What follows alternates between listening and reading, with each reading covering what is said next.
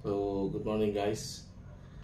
Bali, for today's video po is tatalakayin po natin itong mocha pot. Ito po yung mocha pot.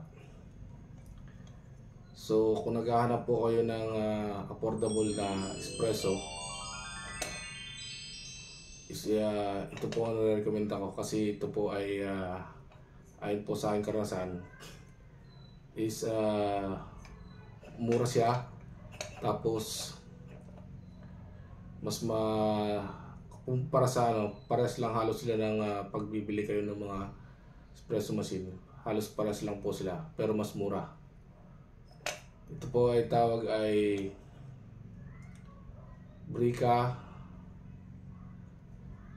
type po to, Brika. So ito pong type na to is pagka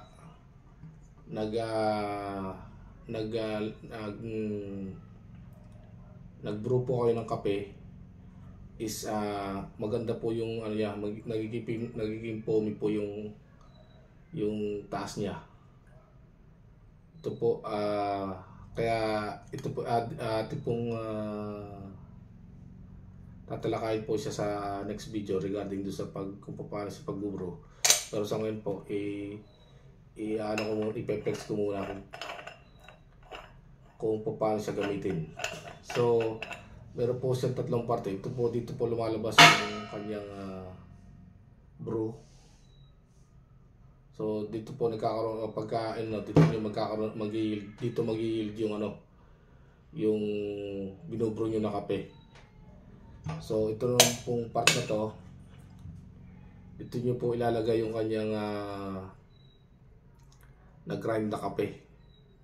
So paano nyo po i-grind yung kape? So ang kailangan po na pag-grind ng niya is coarse. Hindi po siya masyado mapino. Parang sunod po sa mapino na parang sunod po. So mapino, dito po nyo siya i-grind sa coffee grinder. Yan po. Kung paano po yung gamitin is makikita po natin sa sunod pong video. So, ang tanong po is ilan po ba ang ginagamit dito? Dito usually ang ginagamit po is 18 grams.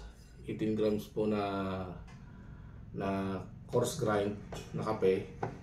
Mula dito, lalagay ko dito. Then, after lalagyan nyo po siya ng tubig dito sa ilalim. Ngayon meron po siyang guhit. Pagka nag-purchase po kayo nito, meron kayong makikita na guhit sa dito sa ilalim niya. Usually doon po yung pinaka niya. Doon po kailangan hanggang doon lang yung tubig kasi pag nilagpas nyo po, hindi po dito magbe-bend yung yung pagka nagkaroon ng overpressure, hindi siya mabebend.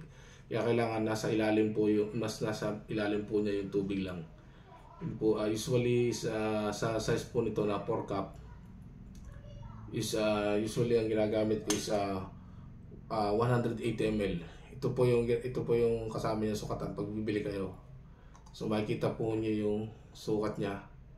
Usually ang ginagamit ko po is hanggang 180 ml lang. Ngayon, yung 180 ml mag-yield yun pagka na brew, mag-yield siya ng 150 ml kasi yun ang kailangan ko, 150 ml. So nag-allowance ako ng 30 ml para may lumabas na 150 ml na ma-brew na kape. So sa next video po is tatalakayin natin kung paano